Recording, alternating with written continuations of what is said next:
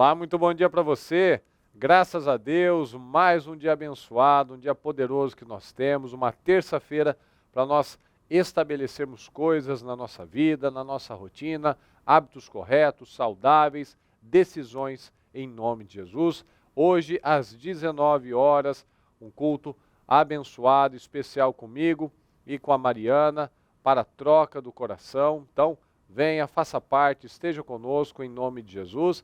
E amanhã é o nosso terceiro jejum, então vamos firme aí nesse propósito abençoado para finalizar este ano como o melhor da nossa vida até então, em nome de Jesus, ok? Preste atenção, 1 Samuel 13, 5 a 14, olha só. Os filisteus se reuniram para lutar contra Israel com 30.000 carros de guerra, 6.000 cavaleiros e povo em multidão como a areia que está na praia do mar. Eles foram e acamparam em Micmas, a leste de Bet-Aven. Quando os homens de Israel viram que estavam em apuros, porque o povo estava angustiado, se esconderam em cavernas e em buracos, entre rochas, em túmulos e cisternas. Olha só a pressão que esse povo estava vivendo. Milhares de soldados, cavaleiros, carros de guerra, eles começaram a fugir, começaram a se esconder, até em túmulos. Olha que coisa absurda. O povo de Deus se escondendo em túmulos, olha só. Também alguns dos hebreus passaram o Jordão e foram para a terra de Gade e Gileade. E o povo que permaneceu com Saul, estando este ainda em Gilgal, se encheu de temor. Veja a liderança, a importância de uma liderança. Saul esperou 7 dias, segundo o prazo determinado por Samuel. Mas como Samuel não vinha a Gilgal, o povo foi se espalhando dali. Ó a liderança. Então Saul disse: tragam-me aqui o holocausto e as ofertas pacíficas. E ofereceu o holocausto. Mal tinha ele acabado de oferecer o holocausto. Olha só o momento em que nós estamos prestes a conquistar alguma coisa muito importante, nós falhamos no teste da nossa vida. Ó, mal tinha acabado de oferecer o holocausto, eis que chegou Samuel. Olha só. Saul saiu ao encontro dele para saudar. Samuel perguntou: o que foi que você fez? Saul respondeu: vendo que o povo ia se espalhando daqui e que você não vinha no prazo combinado e que os filisteus já tinham se ajuntado em Miquimás, eu disse comigo: agora os filisteus virão contra mim em Gilgal e ainda não busquei a face do Senhor. Assim, olha só que essa frase é top. Assim, forçado pelas circunstâncias, ofereci holocaustos. Aqui que está a fraqueza de uma pessoa. Quando você recebe uma direção e você fica nessa ansiedade, você vai fazer besteira. O Saul era rei, não era sacerdote, ele não era algo que ele tinha que se meter. E olha aqui, ó, forçado pelas circunstâncias. Quantas vezes que nós vemos pessoas falando: ó, eu fui forçado, eu não dava para fazer diferente. Sempre dá. É na pressão que sai um líder, é na pressão que sai um verdadeiro cristão, é na pressão que sai a integridade, o caráter de uma pessoa. Ele não podia ter buscado a Deus? Ele não podia ter ido lá orado? Mas não, ele quis assumir algo que não era para ele, e não foi para buscar a Deus, veja bem, porque ele viu que o povo estava se dispersando, ele falou: ó, os filisteus vão me atacar, eu não busquei o Senhor. Mentira, ele estava tentando simplesmente segurar o povo, ele não estava querendo agradar a Deus de verdade, porque se ele quisesse, ele teria seguido a orientação, porque mal ele tinha feito o holocausto. Samuel chegou para mostrar que é o tempo de Deus, e se eu não passo no teste, assim, em coisa de minutos, eu posso perder a minha vitória. Então olha só, então Samuel disse a Saul: você cometeu uma loucura, não guardando o mandamento que o Senhor, seu Deus, lhe ordenou, pois o Senhor teria confirmado para sempre o seu reinado sobre Israel. Mas agora, o seu reinado não subsistirá.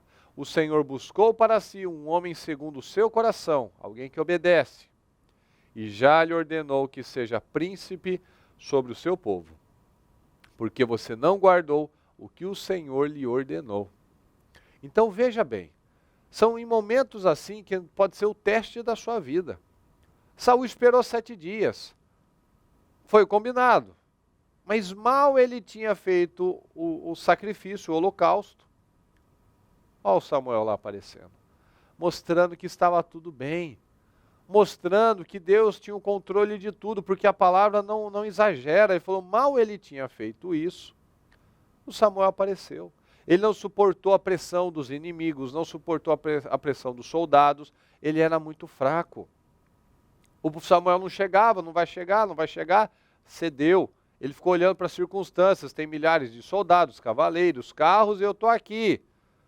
Mas você não podia ter lá buscado a Deus, incentivado os soldados? Não, Deus é conosco, Deus vai nos dar a vitória. Não, ele ficou com aquela visão, com que os olhos naturais estavam vendo.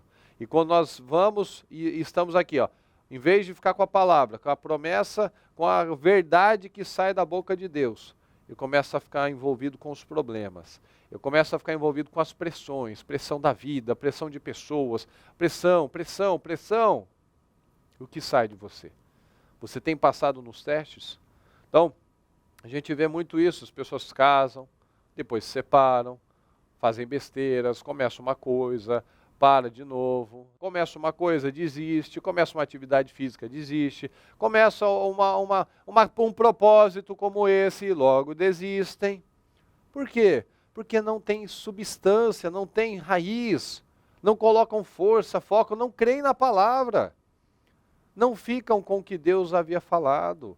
Deus não falou que você é mais que vencedor, que você pode, para você não temer, para você resistir. Sim, falou. Então por que você não faz isso?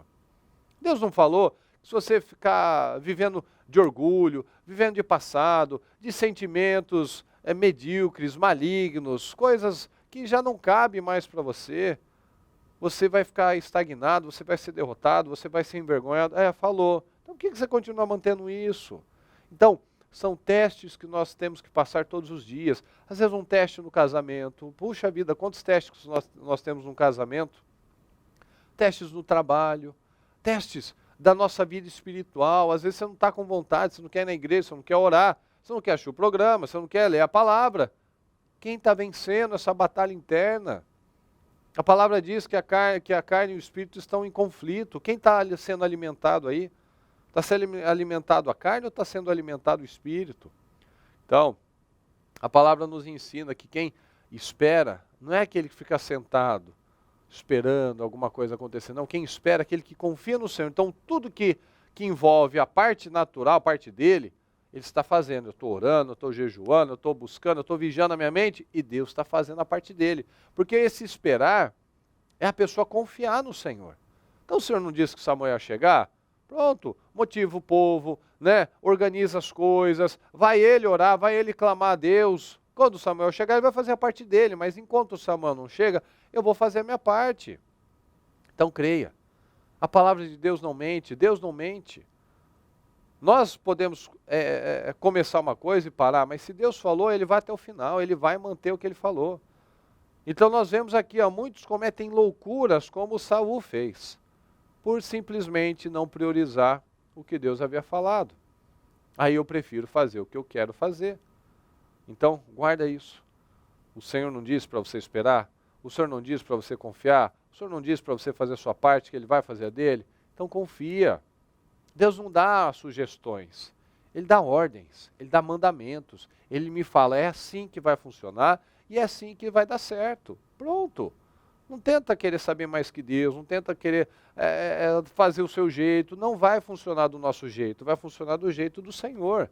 Então, fique com essa palavra e entenda. Tem momentos na nossa vida que são testes profundos, que eles podem definir o nosso futuro, o nosso destino. Então, tem testes na sua vida que você vai enfrentar ou você já enfrentou e você fez más escolhas. Então, esteja pronto para fazer as escolhas certas, as escolhas de não ceder à pressão.